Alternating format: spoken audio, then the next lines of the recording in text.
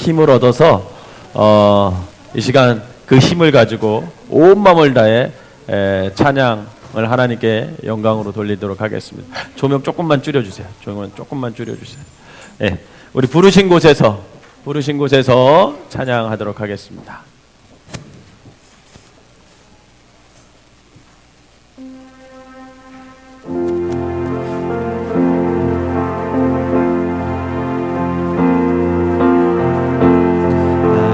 따스한 성령님 마음으로 보내 몸을 감싸며 정하는 평안함 만족함을 느끼네. 따스한 성령님 따스한 성령님 마음으로 보내 내 몸을 감싸며 정해지는 평안함 만족함을 느끼네. 부르신 곳에서 나는 예배하네. 어떤 상황에도 나는 예배하네. 부르신 곳에서 나는 예배하네. 어떤 상황에도 나는 예배하네. 따스한 성령님 따스한 성령님 마음으로 보내 내 몸을 감싸며 주어지는 평안함 만족함을 느끼네. 부르신 곳에서 나는 예배하네. 어떤 상황에도 나는 예배하네. 부르신 곳에서 나는 예배하네. 어떤 상황에도 나는 예배하네. 내가 걸어갈 때 힘이 되고 살아갈 때 삶이 되는 그곳에서 예배하네. 내가 걸어갈 때 길이 되고 살아갈 때 삶이 되는 그곳에서 예배하네. 부르신 곳에서 나는 예배하네. 어떤 상황에도 나는 예배하네. 부르신 곳에서 나는 예배하네. 어떤 상황에도 나는 예배하네.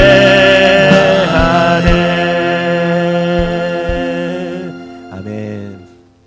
어떤 상황 가운데서도 하나님께 예배하는 여러분 되시기를 주님의 이름으로 축원합니다. 교회 소식 먼저 좀 알려드리도록 하겠습니다.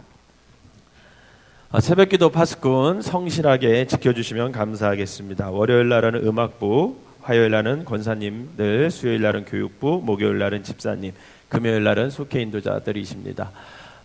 그전에는 우리가 따로 유아실에서 파수꾼들이 모여서 기도했는데 요즘엔 그렇게 하지 않고 앞에다 방석을 깔아놓고 담당자들이 앞에 나와서 그냥 기도하시면 되겠습니다.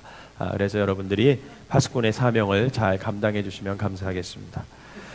월삭 기도회 있습니다. 이제 오늘 지나고 내일 지나면 9월이 다 가죠. 그리고 10월이 시작됩니다. 그래서 10월 1일 5시 20분 이 자리에서 믿음의 교회 최성락 목사님께서 오셔서 말씀 전해 주실 것입니다.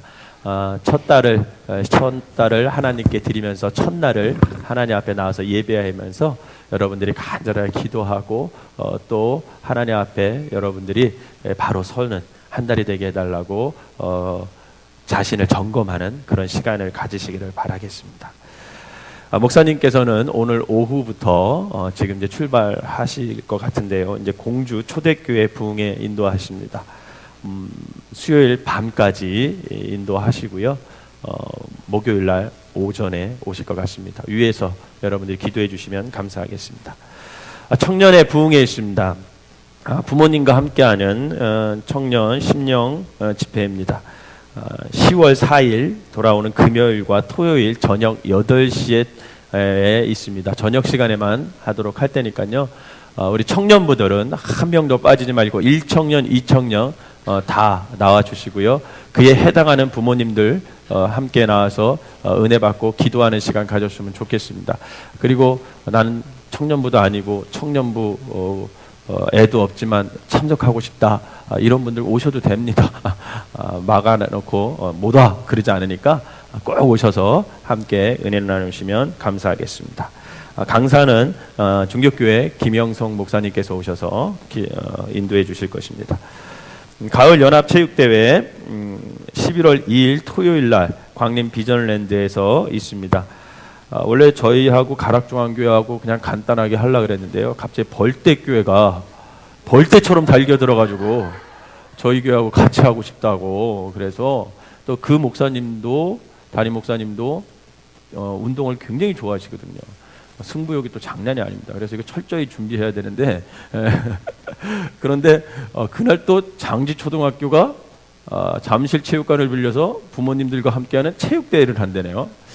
그래서 우리 전력이 지금 어떻게 되나 이게 궁금해 죽겠는데 누수가 될 것 같아서 차질이 빚어서 어쨌든 많이 참석해 주시고요. 게시판에 신청하는 거 있습니다. 선수로 뛰고 싶다라는 분은 거기 축구, 야구에다 쓰시면 되고요. 나는 선수로는 못 뛰지만 응원은 하고 싶다라는 분은 거기 응원란이 있습니다. 거기에다 성함을 써주시면 인원 파악을 해서 우리가 버스를 대전해야 되는지 안 되는지 점검을 해야 되니까요. 많이 신청해 주시고요. 그날 점심 저녁은 다 저희가 대접하도록 하겠습니다. 그러니까 꼭 참석해 주시면 감사하겠습니다.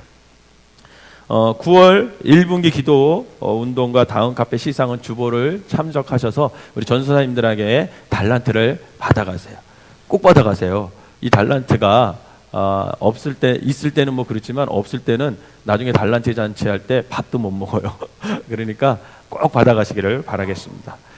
그리고 10월 우물과 노래방 나왔습니다. 전도에 사용해 주시면 감사하겠습니다. 그리고 우리 홍주영, 송혜연 집사 가정한테 성경 통독 교재 신청하신 분들 손 들어보세요. 네, 아침에 광고를 했어야 되는데 못했습니다. 이게 어딨냐면요, 여자 화장실 앞에 책꽂이 있죠. 거기에 쫙 꼽혀져 있어요. 그런데 아무거나 막 가져가면 안 되고요. 이름이 다 써 있어요. 이름까지 딱 붙여서 가져오셨어요.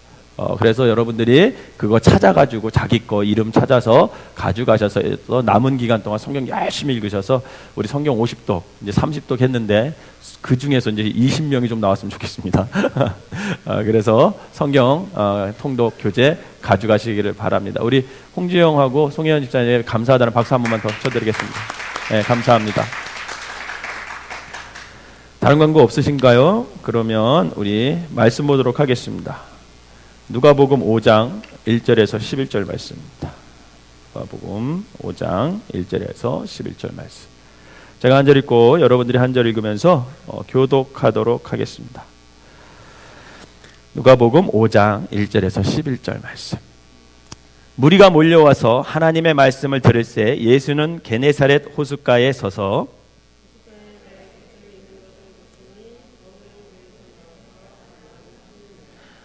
예수께서 한 배에 오르시니 그 배는 시몬의 배라. 육지에서 조금 떼기를 청하시고 앉으사 배에서 무리를 가르치시더니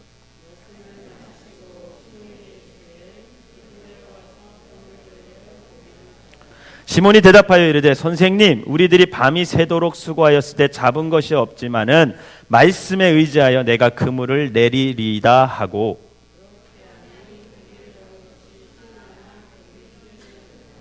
이에 다른 배에 있는 동무들에게 손짓하여 와서 도와달라 하니 그들이 와서 두 배의 채움에 잠기게 되었더라.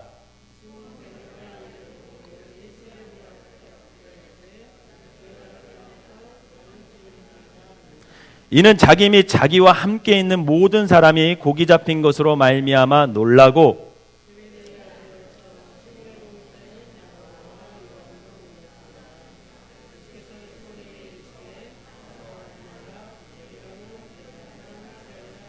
같이 읽겠습니다.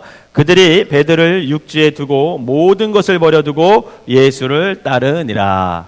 아멘. 우리 옆 사람에게 이렇게 인사합시다. 쓰임 받는 사람들이 됩시다. 시작.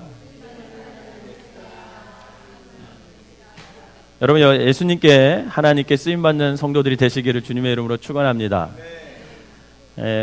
본문에는 베드로가 이제 예수 그리스도의 제자로 이제 소명을 받는 장면이죠. 그래서 소명을 받고 주님을 따르는 사건입니다. 그래서 이제 이 베드로가 사람을 섬기고 사람을 변화시키는 삶으로 이제 자신의 일생을 헌신하게 되는 그 시작이 되는 거죠. 즉 고기 잡던 어머가 사람 낚는 어머가 되는 겁니다. 여러분, 세상에서 가장 값진 인생이 뭐라고 생각하세요? 여러분들의 생각에는 그래도 이렇게 살면 세상에서 그래도 값진 인생이 되지 않을까? 전도. 네. 그렇죠. 하나님께 쓰임 받는 사람. 그죠? 그 사람이 세상에서 가장 값진 삶입니다. 하나님께 쓰임 받는 인생보다 더 값진 인생이 없다라는 거예요. 그냥 추상적으로 여러분들이 들릴지 모르지만 만약 여러분들의 삶 가운데 정말 하나님의 사명을 내가 받아서 그 소명의 부르심에 응답해서 여러분들이 하나님께 쓰임 받는다고 생각해 보세요. 그것처럼 값진 게 어디 있겠습니까? 살기는 살고 있는데 만약 그 인생이 쓸모없는 가치 없는 그런 인생이라면 그것처럼 불행한 삶도 없을 거예요. 어렸을 때 아유 저거 어디다 써먹어 이런 소리 들어보셨어요? 우리 시골에서 가끔 어르신들이 그런 말을 해요. 저거 어디다 써? 저 밥만 먹고 저거 어디다 써먹어? 이런 소리 하면 어렸을 때도 그런 소리 들으면 굉장히 기분 나쁘더라고요. 여러분 쓸모 있는 사람이 돼야 됩니다. 큰 일이든 작은 일이든 그 가치 있는 일을 위해 내 인생이 주님께 소중히 쓰임 받고 있다면 여러분 그것은 인생의 참 행복이라고 할 수 있습니다. 말하기는 여러분들이 하나님께 쓰임 받는 인생들이 되시기를 주님의 이름으로 축원합니다. 우리 다시 한번 옆 사람에게 하나님께 꼭 쓰임 받으세요. 시작. 여러분 하나님께 꼭 쓰임 받으시길 바랍니다. 지난주 월요일날 제가 친구들을 만났다고 말씀드렸죠. 사진을 찍어가지고 사진까지 찍었어요. 그 친구들이 요즘에 사진기에 빠졌어요. 사진기에. 그래가지고 지들끼리 막 모여가지고 산에 가서 사진 찍고 오고 막 이래요. 그러면서 너 사진은 너무 어렵다는 둥, 너 사진은 너무 조잡스럽다는 둥, 너 사진은 참 편안하다는 둥, 막 자기들끼리 막 이렇게 얘기를 하고 그래요. 그래서 저보고 사진을 보여주면서 어떤 것이 뭐 사진이 가장 좋으냐 막 이렇게 좀 판단해 달라고 그러더라고요. 저는 뭐 사진을 잘 못 보니까 그리고 나보고도 너도 사진기 하나 구입해가지고 좀 오라고. 그래서 제가 그랬습니다. 나는 결정적으로 사진을 못 찍는다. 왜냐하면 손이 수전증이 있어가지고 떨려가지고 나는 그 취미를 가지면 안 된다. 제가 얘기를 했는데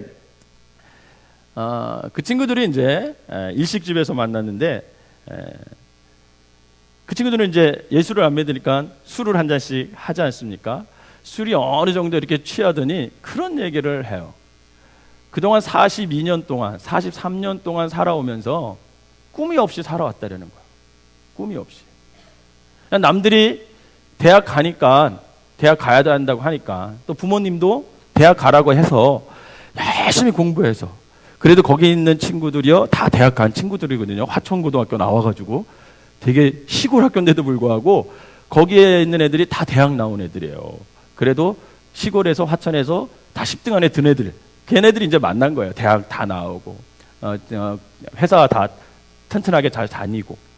그런데 그 친구들이 그런 얘기를 하는 거예요. 남들이 다 대학 간다 그러니까 대학 가려고 공부했고 부모님이 대학 가라 그러니까 그냥 공부했대요. 그리고 대학을 어떻게 졸업을 했더니 이제는 취직을 해야 된다 그래가지고 취직을 해서 이렇게 쭉 살아왔는데 어느 순간 뒤져보니까 나이가 40이 넘었더라. 42년 동안 살면서 정말 내가 하고 싶은 것이 뭐였나 한 번쯤 고민해서 그것을 위해서 자기가 시간을 투자하고 물질을 투자하고 그런 적이 없다라는 거예요. 그러면서 야, 우리의 삶이 참 허무하게 살지 않았나 이런 생각을 하면서 밑에서는 치고 올라오고 위에서는 누르고 이게 너무 힘든 삶을 지금 우리 42살, 43살 이런 나이가 지금 40대가 겪는 동일한 고민인 것 같습니다. 그러면서 한 친구가 저보고 그래요. 네가 가장 행복할 것 같대요. 저보고. 왜? 그랬더니 저는 초등학교 4학년 때부터 목사가 꿈이었거든요. 그러니까 꿈을 이룬 사람은 저밖에 없었던 거예요. 그 친구들보다 공부는 못했는데 꿈을 이룬 사람은 저밖에 없는 걸 보면서 그 친구들이 저보고 야, 너는 그래도 그 꿈을 이뤘기 때문에 참 행복하겠다 그러더라고요. 그래서 내가 겉으로는 행복해 그렇게 얘기를 했습니다.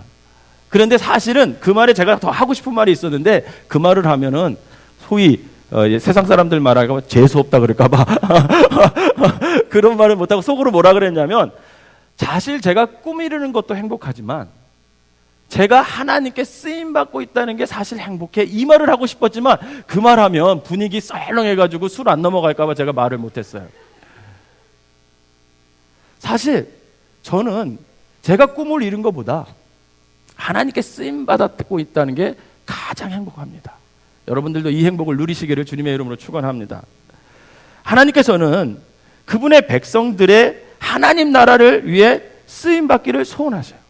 여러분들이 다 하나님 나라를 위해서 쓰임받기를 하나님이 원하시고 계시다는 거예요.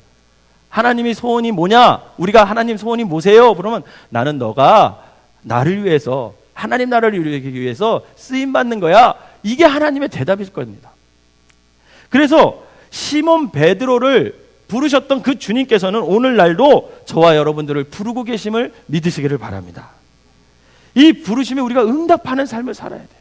그게 그리스도인들의 삶입니다. 본문은 베드로와 예수님의 첫 만남이 있은 지 어느 정도 시간이 지난 후에 일어난 사건으로 추정이 됩니다. 예수님께서 시몬 베드로의 인생 속에서 이루어져야 할 어떤 이제 구체적인 변화와 사역을 위해서 어느 날 다시금 그 베드로의 삶 속으로 뛰어 들어오셨어요. 베드로의 삶 속으로 예수님이 찾아오신 것입니다. 그래서 예수님과 이 두 번째 만남에서 베드로는 예수님으로부터 세 가지 테스트를 받는 거예요. 하나님께서는 사람을 쓰실 때 그냥 쓰시지 않습니다. 테스트를 하세요. 그래서 그 테스트를 통과한 사람, 그 사람을 하나님께서 사용해 주시는 거죠. 우리 역시 쓰임받는 사람이 되려면 이 테스트에 통과를 해야 됩니다. 그 첫 번째 테스트가 뭐냐? 바로 섬김의 테스트라는 거예요. 옆 사람에게 인사합시다. 섬기는 사람이 됩시다. 시작. 여러분, 섬기는 사람이 되지 않고는 주님께 쓰임받을 수가 없습니다. 그런데 섬기기 위해서는 내 것을 어떻게 해야 돼요? 내어놓아야죠. 내 것을 움켜쥐고 섬길 수 있을까요? 없을까요? 없습니다. 지금 내가 붙들고 있는 것들을 주님께 내어드릴 수 있는 사람, 그 사람이 주님의 쓰임을 받을 수 있다는 거예요. 특별히 내가 갖고 있는 시간, 나의 시간, 그리고 내가 갖고 있는 소유, 내가 갖고 있는 몸뚱아리, 이것을 드릴 수 있어야 돼요, 여러분. 이것을 드릴 수 있어야 돼요. 이러한 섬김의 기본적인 자질을 갖추고 있지 못하면 하나님께 쓰임을 받을 수가 없다라는 거예요.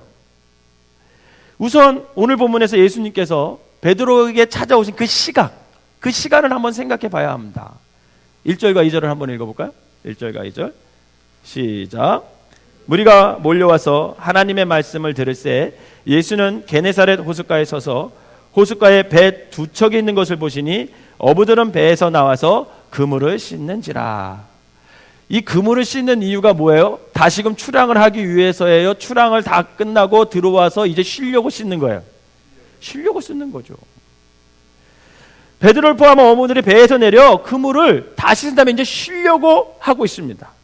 그렇게 하루 일과를 마무리 짓고 이제 집으로 돌아가려고 하던 그 차에 누가 찾아오시는 거예요? 예수님이 오셨어요.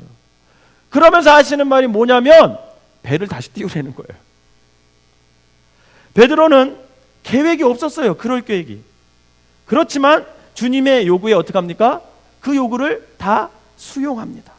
여러분, 믿음은 수용이라 그랬어요. 지난 시간에도 제가 믿음은 수용성이 강해야지 믿음이 생기는데, 여러분, 베드로의 계획이 없었던 일이지만 주님의 요구에 베드로가 그대로 따릅니다. 이렇게 주님께 쓰임받고자 하는 사람들은 자신의 시간을 내어줄 줄 알아야 됩니다. 자신이 짜놓은 시간표가 있지만 하나님께서 요구하실 때 자기의 시간을 드릴 줄 아는 것이 그리스도께 대한 헌신이다라는 것이죠. 사실 베드로가 얼마나 힘들었겠습니까? 그죠? 고기를 많이 잡았으면 덜 힘들었을 거예요. 기쁨이 넘쳤을 겁니다. 그런데 오늘 본문에 한 마리도 못 잡았다 그랬어요. 그러니 얼마나 더 힘들었겠습니까? 이제 쉬러 가야 하는데 또다시 그물을 싣고 출발을 해야 하는 거예요. 여러분, 이게 보통 힘든 게 아닙니다. 제가 인천에서 목회할 때 그 목사님들하고 한번 서산으로 바다 낚시를 배를 빌려서 간 적이 있어요. 낚시를 하다가 잘 안 잡히니까 그 선장님이 그러시더라고요. 아유, 목사님들 오셨는데 고기라도 가져가셔야 되니까 그 낚시 하지 말고 우리 준항으로 제가 삼치 잡아드릴 테니까 그 삼치 잡아가지고 가시라고. 그때가 9월달이라서 요즘이 한참 삼치가 많이 올라올 때예요. 그래서 삼치 잡으시라고. 그런데 이 배 두 척이 배가 있는데 이 배 양쪽에 대나무로 양쪽으로 쫙 이게 있어요. 그러면 그걸 쫙 펼쳐요. 그럼 거기에 낚싯줄이 3줄 있고 이쪽도 3줄이 쫙 한 50m 이상 쫙 풀려요. 그 낚싯줄에 납이 다 달려 있고 맨 끝에 미끼가 달려 있는데 까짜 미끼가 이렇게 달려 있어요. 그러면 그것을 딱 풀어서 배가 막 움직이는 거예요. 그러면 맨 끝에 대나무와 그 낚싯줄이 연결된 끝에는 뭐가 달려 있냐면 고무로 이렇게 연결돼 있어요. 그래가지고 삼치가 배가 막 움직이면 미끼들이 막 움직이면 고기들이 어떻게 하겠습니까? 그걸 따라오다가 확 물겠죠. 그러면 잡힌 줄이 어떻게 될까요? 고무줄이 있으니까 쭉 늘어나요. 그러면 선장이 그럽니다. 좌측 1번 줄 끌어당기세요 그러는 거예요. 고기가 잡혔다는 거예요. 잡혀 1번 줄. 그러면 거기다 대고 그거를 자꾸 막 50m 납덩어리 달린 끈을 막 잡아 당겨 보세요. 얼마나 힘든지 몰라요.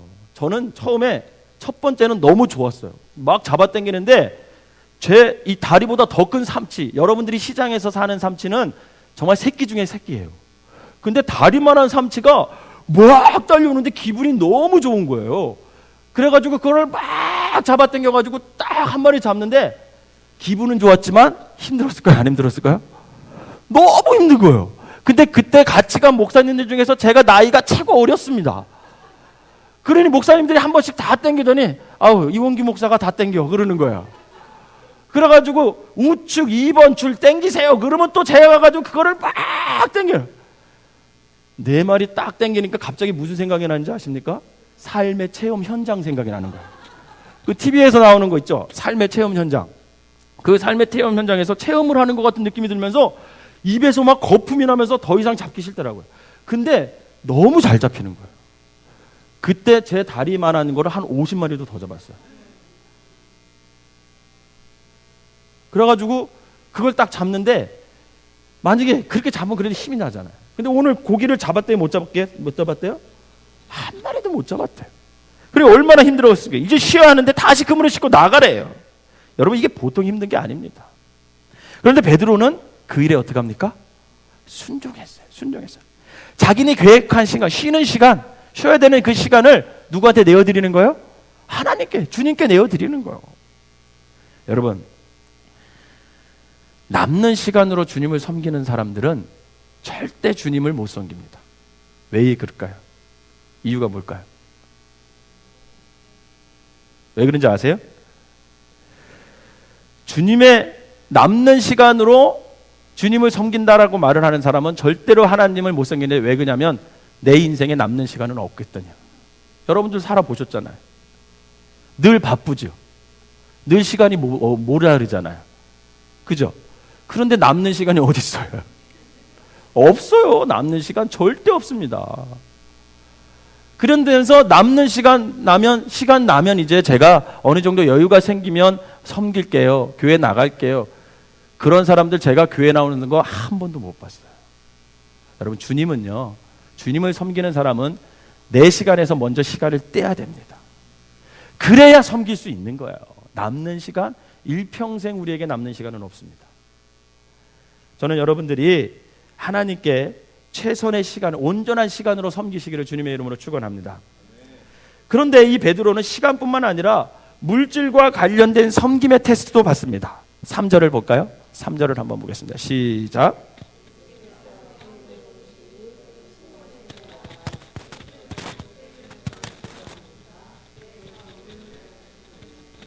잠깐 이것 좀 새로 끼고요. 자꾸 빠지네요. 제가 손이 떨리죠? 수전증이 있어가지고. 제가 21살 때 교통사고를 당해서 4개월 동안 입원한 적이 있어요. 죽다 살아났거든요. 이렇게 택시 앞에 탔다가 꽝 정면 충돌해가지고 차가 거의 막 다 연기가 막 나고 그래가지고 저는 죽는 줄 알았어요. 제가 그랬는데 차가 그 고통스럽고 아픈 상황 속에서도 제가 영화를 그때 하도 좋아해가지고 차가 터질 것 같은 거예요. 느낌에. 그래가지고 빨리 나가야 살겠다. 그렇게 이 안전띠를 막 풀려다가 기절했어요. 그 눈 떠보니까 바퀴더라고요. 그러니까 그때 제가 기억하는 게 엑셀 비닐도 안 뜯는 택시였어요. 그 택시 기사가 뭐라 그랬는지 아세요? 옆에 딱 탔는데 여자와 택시 기차는 처음에 길을 잘 들어야 된다 그러면서 엑셀에다를 막 안개 낀 날 밟는 거예요. 그런데 정말 사고 날 것 같은 느낌이 딱 오더라고요. 안개 낀 날 춘천에서. 그래서 딱 안전띠를 사고 나기 정말 10초 전에 했어요. 딱 하고 나서 정명춘도를 꽝 했거든요. 근데 정신이 딱, 저는 이제 너무 고통스러워가지고 옆에 딱 보니까 이 아저씨는 안전띠를 안 해가지고 피가 뚝뚝뚝뚝뚝 막 떨어지고 앞에 있는 1톤 트럭의 애는 20, 걔도 저하고 나이가 비슷했는데 걔는 이렇게 반이 튀어나와가지고 걸터 있더라고요. 세 사람 다 살았어요. 근데 그래서 4달 동안 병원에 입원하고 퇴원을 했는데 그때부터 손이 떨려요. 그러니까 이게 그때부터 손이 안 나서요. 계속 떨려요. 가만히 있어도 떨려요. 어쨌든 그래서 손이 떨리니까 이해해 주셔야 돼요. 네. 오늘 베드로가 시간뿐만 아니라 물질과 관련된 섬김의 테스트를 받습니다. 3절을 한번 읽어보겠습니다. 시작. 3절 시작. 예수께서 한 배에 오르시니 그 배는 시몬의 배라. 육지에서 조금 떼기를 청하시고 앉으사 배에서 무리를 가르치시더니. 아멘. 여러분, 다시 말하면 이 베드로의 배를 예수님께서 좀 쓰겠다 이렇게 말씀하시는 겁니다. 1절을 보면 말씀을 듣기 위해서 많은 사람들이 예수님께서 계신 이 게네사렛 호숫가로 몰려드는 것을 볼 수가 있어요. 육성으로 많은 사람들에게 말씀을 증거하려면 여러분, 가까이에서 이렇게 전하는 것보다는 청중과 좀 떨어져서 전해야 그 말이 많이 퍼지잖아요. 그래서 예수님께서는 그 상황에서 예수님은 저 배를 강단으로 좀 삼아야겠다 이런 생각을 하신 것 같아요. 그래서 베드로의 배를 좀 빌려서 조금 떼어라 이렇게 요구를 하시는 겁니다. 여러분, 그러나 베드로의 입장에서 보자면 이제 힘겨운 일을 다 마치고 집에 가려는 그 어부에게 다시 배를 좀 쓰자고 하는 것은 여러분 기분 좋은 일이겠어요? 좀 염치 없는 부탁이겠어요? 사실 염치 없는 부탁이에요, 사실은. 하지만 베드로는 그 주님의 요구에 순종합니다. 순종해요. 사실 형제 안드레로부터 예수님이 메시아라는 소리는 들었어요. 그렇지만 아직까지 베드로는 예수님이 누구인지 확실히 모르고 있었습니다. 그럼에도 불구하고 그는 이 가치 있고 귀한 일을 위해 자기 것을 내어드릴 줄 아는 헌신의 마음을 이 베드로가 가지고 있었다는 거죠. 그러고 보면 믿음이 없었던 베드로 그 심성 자체가 좋았던 것 같아요. 배에 오르사 이제 가르치기를 다하신 예수님께서 베드로에게 또 다른 염치 없는 색다른 부탁을 합니다. 그게 뭡니까? 깊은 데로 가서 뭐해라? 그물을 내려라. 어찌 보면 얼토당토하는 그런 요구였지만 그래도 베드로는 자기의 몸을 들여서 힘들지만 그 주님의 요구에 응답합니다. 이처럼 여러분, 구체적인 헌신은 시간을 드리고 물질을 드리고 자기 몸을 드리는 데서부터 헌신이 시작된다라는 거예요. 될 수 있는 대로 자기 이익을 챙기고 손해보지 않는 삶을 살려고 하는 사람은 잘 살 수는 있어요. 손해를 안 볼지는 모르지만 그 인생은 하나님께 쓰임받을 수 있는 인생은 못 된다라는 거예요. 주님께서 원하신다면 언제든지 자신을 주 앞에 드릴 준비가 되어 있는 사람을 주님은 지금도 찾으심을 믿으시기를 바랍니다. 바라기는 주님께서 쓰시려고 하자 할 때 내가 가진 시간, 내가 가진 물질, 내가 가진 몸을 기꺼이 드릴 수 있도록 항상 준비되어 있는 성도들이 되시기를 주님의 이름으로 축원합니다. 두 번째, 첫 번째는 이제 섬김의 테스트를 받는 거고요. 두 번째는 믿음의 테스트를 받는 거예요. 믿음의 테스트. 4절을 읽어보겠습니다. 4절을 시작. 말씀을 마치시고 시몬에게 이르시되 깊은 데로 가서 그물을 내려 고기를 잡으라. 아멘. 여러분, 지금 예수님과 베드로 둘 중에 고기 잡는데 전문가가 누구세요? 베드로. 세속적인 직업은 뭐라고 말하자면 예수님은 목수였습니다. 그런데 아버지를 도와 목수보조 일을 하시던 주님께서 지금 바다에서 잔뼈가 굵은 그 전문가 베드로 어부에게 거꾸로 뭐 하는 거예요? 명령하고 있어요. 깊은 데로 가서 그물을 던져라. 설사 여러분, 베드로가 예수님께 당신 내가 누군지 아시오? 내가 이 게네사렛 호수에서, 이 갈릴리 호수에서 구석구석 그 지난 20년 동안 고기만 잡았던 사람이요. 그런데 당신이 어떻게 나한테 그런 명령을 할 수 있습니까? 이렇게 얘기를 해도 아무 어색함이 없는 그런 상황입니다. 그러나 베드로는 뭐라고 대답하냐면 내가 말씀에 의지하여 어떻게 하겠습니까? 그물을 내리겠습니다. 이렇게 대답하는 거예요. 뭐에 의지해서? 말씀에 의지해서. 이렇게 예수님의 말씀에 지금 베드로가 순종하고 있습니다. 순종. 이처럼 베드로는 예수님의 말씀을 신뢰하고 있다는 거예요. 신뢰. 사실 누구든지 예수님 자신이나 그분의 말씀에 대한 믿음 없이는요, 아무도 그리스도를 따라갈 수도 없고 하나님의 일을 할 수도 없습니다. 여러분, 내가 이렇게 여러분들에게 설교를 하지만 여러분들의 믿음이 있으니까 이 설교를 받아들이려고 하고 그래도 내가 저 말씀대로 살아야지 이렇게 받아들이지, 생판 예수님을 모르는 사람들에게 이런 설교를 해보십시오. 듣겠습니까? 다 귀 막고 안 들을 거예요. 그런데 어떤 성경학자는 이런 지적을 합니다. 이때 시몬 베드로가 믿음이 있긴 있었지만 그 믿음이 온전한 게 아니었다라는 거예요. 그렇게 주장하는 근거가 이런 거예요. 예수님께서 너가 깊은 데로 가서 그물을 내려 고기를 잡으라 했을 때 그 그물이라는 단어 있잖아요. 그 그물이 복수로 쓰였습니다. 복수로. 근데 예수님께서 그 얘기를 들은 베드로가 우리들이 밤이 맞도록 수고하였을 때 얻은 것이 없지만은 내가 말씀에 의지해서 내가 그물을 내리겠습니다 했을 때 그 그물은 단수로 쓰였대요. 여러분, 이게 무슨 말일까요? 다시 말해 예수님은 베드로 보고 너가 가진 그물 모두를 가서 던지라 그랬던 거예요. 깊은데. 근데 베드로의 생각에 뭐라 그랬어요? 에휴, 내가 뼈가 얼마나 잔뼈가 굵은데 이 바다를 내가 얼마나 잘 아는데 밤이 맞도록 이런 날은 아마 고기가 안 잡힐 거야.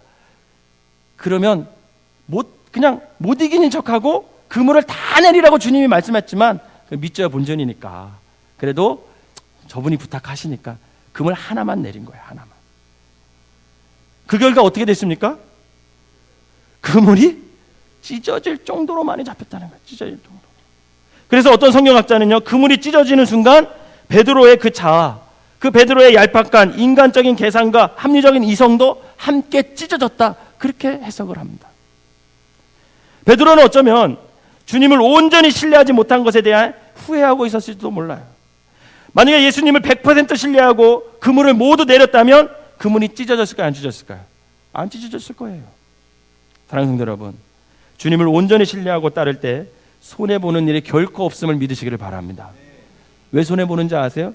양다리 걸치니까 손해보는 거예요. 그러므로 예수님을 믿되 철저하게 믿는 성도들이 돼야 됩니다. 적당히 믿으니까 신앙생활에 기적이 일어나지 않는 거예요. 사랑하는 성도 여러분, 철저히 믿고 철저히 순종하는 자에게 하나님의 역사가 일어남을 믿으시기를 바랍니다.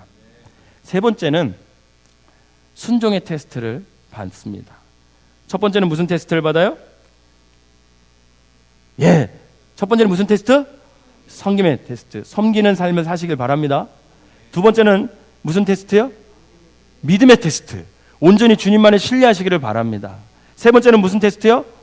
순종의 테스트를 받는 거예요. 4절을 다시 한번 읽어볼게요. 4절을 시작. 말씀을 마치시고 시몬에게 이르시되 깊은 데로 가서 그물을 내려 고기를 잡으라. 아멘. 여러분, 이게 뭐예요? 부탁이에요? 명령이에요? 명령입니다. 명령. 그런데 베드로는 이 명령에 순종합니다. 또 본문과 같은 상황을 언급하고 있는 다른 복음서를 보잖아요. 거기서 예수께서 나를 따라오너라 라고 말씀하는 장면이 나와요. 마태복음 4장 18절에서 22절에, 그리고 마가복음 1장 16절에서 20절에 보면 나를 따라와라, 예수님이 이렇게 말합니다. 그때에도 베드로는 그 주님의 명령에 어떻게 해요? 순종하고 따라가요. 주님의 명령에 순종하고 따라가는 이것이 제자로서의 삶이 시작하는 첫 단계임을 여러분 믿으시길 바랍니다. 순종하지 못하는 사람은 절대로 쓰임받을 수 없습니다. 여러분, 때로는 주께서 내리시는 명령이 합리적이지 않을 때가 있어요. 내 생각으로는 정말 합리적이지 않을 때가 많이 있습니다. 이 순간 이 시점에서 왜 나에게 이런 이해되지 않는 일을 하라 그러실까? 그런데 주님께서는 그 순종하는 사람을 쓰신다라는 거죠. 주님께서는 지금도 순종의 자질을 갖추고 있는 사람을 찾고 계십니다. 바라기는 순종의 사람들이 되셔서 베드로와 같이 주님께 쓰임받는 사람들이 되시기를 주님의 이름으로 축원합니다. 사랑하는 성도 여러분, 오늘 누가 주님의 손에 붙들림 받아 쓰임받을 수 있다고요? 첫 번째는 섬김의 사람, 두 번째는 믿음의 사람, 세 번째는 순종의 사람. 여러분, 섬기고 믿음의 사람, 그 다음에 순종의 사람, 이 사람이 주님께 쓰임받을 수 있다는 거죠. 그럼 이러한 일련의 테스트 과정을 통해 시몬 베드로는요, 이 세 가지 테스트를 경험하면서 베드로는 두 가지의 놀라운 사실을 깨달아요. 그게 뭐냐면, 하나는 예수님이 누구냐라는 것을 깨달았게 돼요. 예수님이 누구신가? 그동안 예수님이 누구신지 몰랐어요, 베드로는. 그런데 이 세 가지의 테스트를 받으면서 베드로에게 예수님은 이런 분이구나 라는 것을 깨닫게 되는 거예요. 또 하나 뭐가 깨닫냐면 자기 자신이 누구인지 깨달아요. 자기 자신이. 여러분, 예수님이 누구인지, 내가 누구인지, 이것에 대한 깨달음이 없이는 아무도 진정한 그리스도인들이 될 수가 없습니다. 결국은 베드로는 이 테스트의 과정을 통해서 예수님이 하나님이시라는 걸 깨달아요. 우리 예수님은 하나님이시고 우리의 구주가 되심을 믿으시기 바랍니다. 여러분, 이 깨달음이 베드로에게 있었던 거예요. 두 번째는 베드로는 자기가 죄인임을 깨달았어요. 죄인임을. 자기 자신이.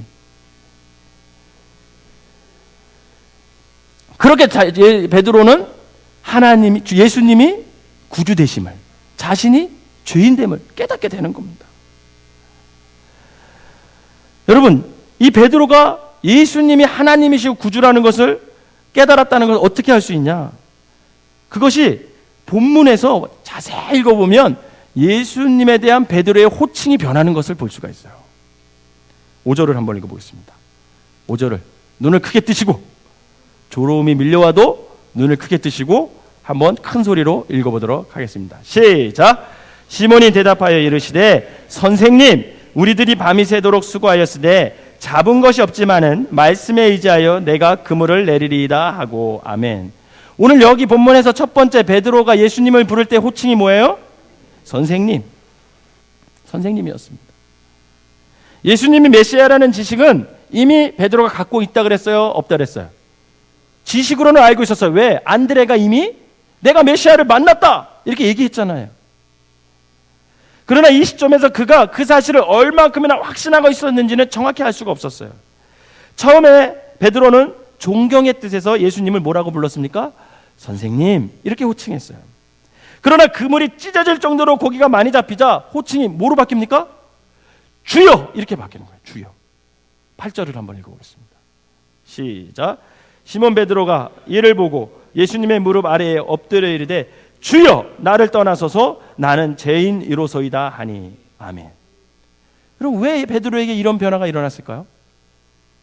여러분, 그것은 고기잡이 전문가인 자신도 모르는 그 바닷속을 지금 누가 알고 있어요? 예수님이 알고 있어요. 고기떼의 행방을 눈에 보듯이 알고 계시는 그분이 하나님이라는 것을 베드로가 깨닫고 알았던 거죠. 그 순간 시몬 베드로 앞에 서 계신 분은 존경할 만한 어떤 위대한 스승이 아니라 하나님의 거룩한 신성을 소유하신 그리스도 메시아라는 것입니다. 그래서 베드로는 이렇게 고백하는 거예요. 주여 나를 떠나소서 나는 죄인이로소이다. 그러나 여러분, 나는 죄인으로소이다, 이런 고백은 사실상 지금 이 문맥상, 이 분위기상 그런 대답이 맞아요, 안 맞아요? 좀 어울리지 않아요. 저 같으면 뭐라 그랬을까? 여러분, 만약 기대하지도 않았는데 밤이 맞도록 자기들이 고기를 잡았는데 못 잡았어요. 그런데 어떤 사람이 나타나가지고 깊은 데로 가서 그물을 던지라 했더니 그물을 잡아서 정말 소위 말하는 대박을 경험한 거죠. 그물이 찢어질 정도로 고기를 많이 잡았어요. 옆배가 와서 도와줄 정도로 많이 잡았단 말이죠. 여러분, 여러분들이 그런 놀라운 경험을 했다면 어떤 반응을 하겠습니까? 베드로처럼 주여 저는 죄인으로소이다, 저를 떠나, 이렇게 반응할 사람이 몇 명이나 있겠어요? 사실 이런 반응은 이 분위기에 어울리지 않습니다. 뭐라고 반응해야 돼요? 함성을 지르겠죠. 함성을. 와우, 쫄딱 망했는 줄 알았는데, 내일 굶을 줄 알았는데 굶은 것뿐만, 이걸 굶음을 해결했을 뿐만 아니라 지금 며칠 동안 배 타고 안 나가도 될 정도로 지금 대박을 터뜨린 거죠. 함성을 질렀을 거예요. 어떤 약사 빠른 사람이라면 뭐라 그랬겠어요? 같이 일하자고 그랬겠죠. 같이 일하자고 그랬겠죠. 매일같이 일주일에 딱 2번만 같이 배 탑시다. 이익분의 50%는 주님이 가지시고 50%는 내가 갖고 계약 딱 체결했겠죠. 그런데 그러지 않았어요. 베드로는 그런 분위기에서 뭐라고 하냐면 주여 나는 죄인입니다, 나를 떠나소서. 그렇다면 왜 그가 이런 고백을 할 수밖에 없을까? 그것은 베드로가 지금 내 앞에 서 계신 분이 단순히 선생님이 아니라는 걸 아는 거예요. 단순히 선생님이 아니라 저 깊은 바닷속까지 다 아시는 그 전능하신 하나님이시라면 자신의 이 깊은 속, 깊은 마음을 알겠어요, 모르겠어요? 모를 리가 없다라는 거죠. 저 깊은 바닷속도 아는데 하물며 이 인간의 마음, 나의 마음을 왜 주님께서, 그 하나님이 모르실까? 자기 자신이 다 어떻게 된 거예요? 드러나게 된 거예요. 창피한 것, 죄된 것, 숨기고 싶었던 거 다 주님 앞에서 벌거벗은 모습으로 서게 된 거죠. 베드로가 이렇게 예수 그리스도를 하나님으로 발견하고 자신의 죄인됨을 발견하고 주 앞에 엎드리는 순간, 그때부터 그의 모든 인생은 변하기 시작합니다. 사랑하는 성도 여러분, 이 두 가지의 발견, 예수 그리스도는 구주 되심과 내가 죄인이라는 것, 여러분, 이 발견 없이는 아무도 진정한 의미에서 그리스도인이 될 수가 없습니다. 여러분, 교회를 수십 년 동안 다녀도 삶의 변화가 일어나지 않는 사람들은 결국 이 두 가지를 발견하지 못했다라는 거예요. 예수님은 하나님이십니다. 믿으시기를 바랍니다. 그분은 구주세요. 그리고 우리는 죄인이에요. 여기서부터 신앙이 출발해야 됩니다. 내가 죄인이다. 여러분, 이것이 가장 중요한 발견입니다. 이 사실을 알지 못하고는 아무도 진정한 그리스도인이 될 수가 없다라는 겁니다. 저와 여러분이 바로 이 두 가지를 발견하고 엎드려서 예수 그리스도를 나의 구주와 주님으로 참으로 의지할 때 진정한 의미에서 그때부터 죄자된 삶을 살아갈 수가 있다라는 거죠. 바라기는 예수님이 구주 되심과 내가 죄인임을 깨달아 주님의 제자의 삶을 살아가는 저와 여러분들이 되시기를 주님의 이름으로 축원합니다. 그러고 나서 10절에 이렇게 기록되어 있어요. 10절 보도록 하겠습니다. 시작. 세베대 아들로서 시몬의 동업자인 야고보와 요한도 놀랐음이라. 예수께서 시몬에게 이르시되 무서워하지 말라. 이제후로는 내가 사람을 취하리라 하시니 아멘. 이제 예수님의 구주 되심과 하나님 되심과 자기 자신이 죄인됨을 발견한 순간 베드로의 인생에게 전혀 새로운 소명이 지금 주어지고 있는 장면이에요. 사람을 취하리라. 예수님께서는 베드로에게 이제부터는 너 고기 잡는 어부가 아니라 이 세상 무엇보다도 소중한 사람을, 죄인들을, 지옥으로 갈 수밖에 없는 그 영혼들을 주님께 인도해내는, 복음을 전하고 변화시켜 하나님의 사람으로 만드는 그 놀라운 일에 쓰임을 받게 될 것이다. 이렇게 주님께서 말씀하십니다. 그런데 예수님의 부르심에 베드로를 포함한 사람들이 어떤 반응을 합니까? 11절이에요. 한번 읽어보겠습니다. 11절 시작. 그들이 베드로를 육지에 대고 모든 것을 버려두고 예수를 따르니라. 아멘. 이런 결단이 여러분들에게도 있어지시기를 축원합니다. 여기에 보면 모든 것을 버리고 예수님을 따랐다 이렇게 말합니다. 이것은 이제 제자들에게 그동안 자신의 모든 것은 아무 문제가 되지 않는다라는 거예요. 그동안 그 모든 것을 위해 살았어요. 그런데 이제는 그 모든 것을 버려도 괜찮다라는 거예요. 왜? 누구 때문에? 예수님 때문에. 하나님의 사람들을 섬기고 또 사람들을 하나님의 사람이 되게 하는 그 위대한 사역을 위해서 베드로가 가지고 있던 모든 것을 버리고 이제 예수님을 쫓기 시작하는 겁니다. 드디어 베드로가 제자의 삶을 시작하는 거예요. 제자란 따라가는 사람들이에요. 예수님을 따라가는 사람들을 제자라 그래요. 예수님께서 어디로 가든지 이제 쓰임받는 삶을 살기 위해서, 그리고 그분이 나를 통해서 성취하시고자 하는 그 고귀한 목표를 이뤄드리기 위해서 그리스도를 따라가는 것, 그것이 바로 제자의 삶입니다. 사랑하는 성도 여러분, 여러분들의 생애 속에 그렇게 첫 걸음을 내디딘 순간이 있으셨습니까? 어쩌면 여러분들이 지금 여기 앉아있는 이렇게 앉아있을 수 있던 것은 베드로와 같은 주님을 만나는 체험, 그 체험이 있었기 때문에 오늘 여러분들이 여기에 앉아있는 줄 믿습니다. 물론 사실 믿음의 눈으로 보면요, 우리가 소유한 모든 것은 주님의 부르심에 비하면 아무것도 아니에요. 여러분, 여러분들이 가지고 있는 모든 것 정말 중요합니다. 생명, 가족, 자녀, 재물, 건강, 여러분들이 그동안 맺어온 관계, 그 모든 것 다 중요하죠. 굉장히 중요합니다. 그런데 그 중요한 모든 것이 어느 순간, 한순간에 없어질 수도 있잖아요. 그럼 그런 생각 해보셨어요? 주님이 부르시잖아요. 오늘 밤에 나를 부르시면 내가 가진 그 모든 것 한순간 내 것이 아닐 수 있습니다. 그래서 어떻게 생각하면, 믿음의 눈으로 보면 우리의 소유 모든 것은 주님의 부르심에 비하면 아무것도 아니라는 거예요. 이것을 깨닫고 주님께서 원하시면 자신의 모든 것을 기꺼이 던지고 주님을 따라갈 수 있는 인생들을 주님께서는 지금도 찾고 계시다라는 겁니다. 그리고 주님은 그런 사람들을 통해서 세상을 변화시키기를 원하셔요. 또한 그들을 통해서 그리스도의 복음을 땅끝까지, 5대양 6대조 땅끝까지 이르러 주님을 증거하고 싶어 하십니다. 어느 날 갑자기 이 베드로의 인생 속에 찾아온 이 소명이 저와 여러분들에게도 있어지시기를 주님의 이름으로 축원합니다. 물론 목사나 전도사나 선교사처럼 특수한 의미의 소명을 받은 사람들도 있지만, 사실 모든 그리스도인들은 보편적으로 예수 그리스도의 제자가 되고 또 다른 사람을 그리스도의 제자로 삼는 일에 부르심을 받은 사람들이라는 것을 여러분 믿으시길 바랍니다. 주님은 그분을 만난 모든 사람들에게 다 이러한 삶을 원하고 계시다라는 거예요. 그런데 주님을 따라간다는 것이 그렇게 쉬운 일입니까? 쉬운 일이 아니에요. 쓰임 받는다는 게 그렇게 쉬운 일이 아닙니다. 그렇게 쉽게 결단할 수 없는 일이에요. 주님께서 나를 험한 산 비탈로 어떻게 합니까? 데리고 올라가시면서 나를 그런 길로 가면 내가 그 길로 따라가야 돼요. 또한 사드락과 메삭과 아벳느고처럼 풀물 속으로 나를 인도하시면 그 빌 속으로 내가 뛰어 들어가야 합니다. 그게 쉽지 않아요. 그런 삶하면서 주님, 내가 여기 있습니다. 나를 보내주셔서, 나를 사용해 주셨소서, 나를 인도해 주셨소, 내가 주님을 따르겠습니다 라고 말하기가 참으로 어렵죠.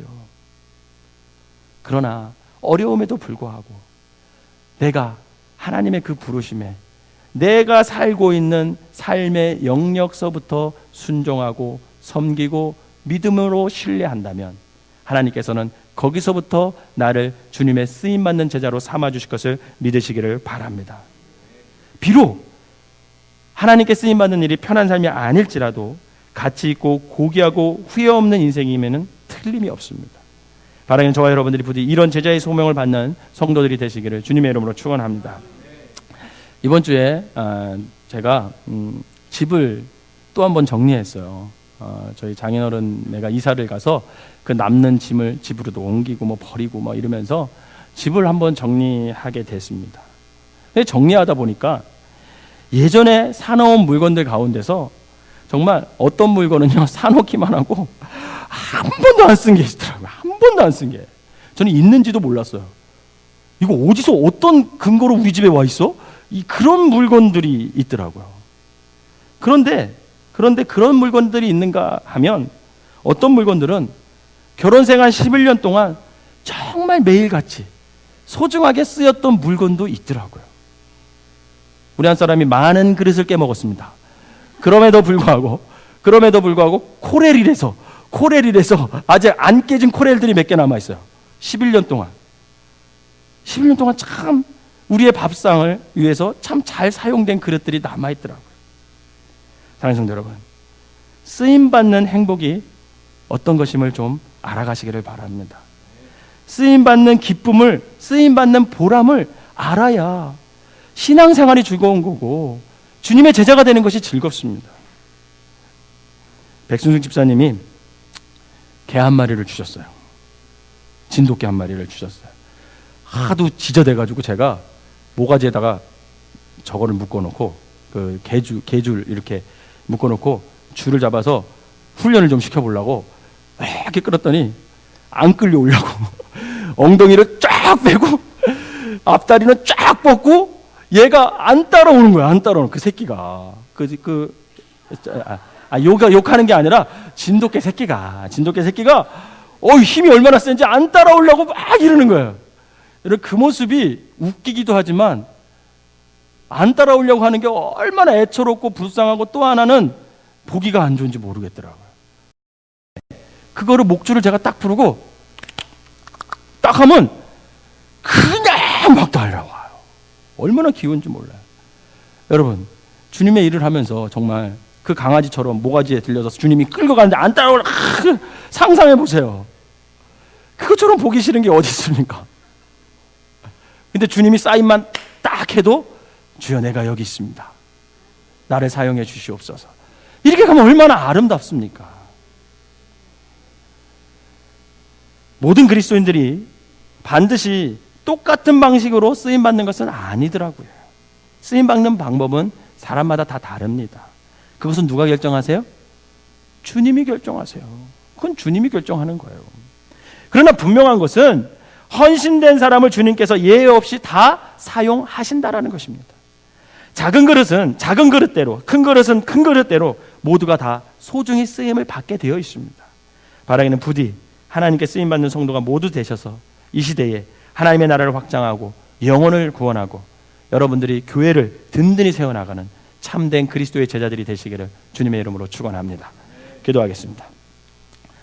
사랑과 은혜가 충만하신 하나님 아버지 감사합니다.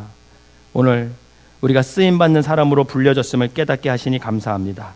작은 일이든 큰 일이든 아버지 하나님, 내가 아버지 하나님 믿음으로 순종하고 아버지 자원하는 마음으로 아버지 하나님 앞에 나와서 쓰임받아 결국은 나로 인해 하나님 나라가 확장되고 영혼이 구원받고 교회가 든든히 서가는 귀한 일에 우리가 쓰임받아 하나님 앞에 섰을 때 부끄러움이 없는 귀한 삶이 되게 하여 주시옵소서.